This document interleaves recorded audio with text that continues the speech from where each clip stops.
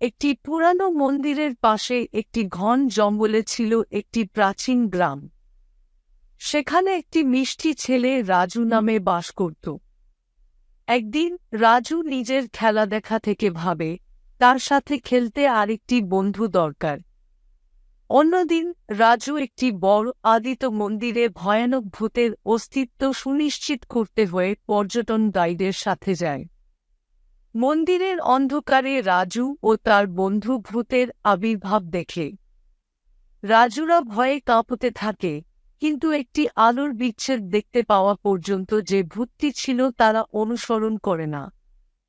বাহিরে রাজু তার বন্ধুদের সাথে একটি হাস্যকর গল্প ভাগাভাগি করে, কিন্তু মনের ভেতরে সে সবার জন্য গভীর অভিযোগ রাখে।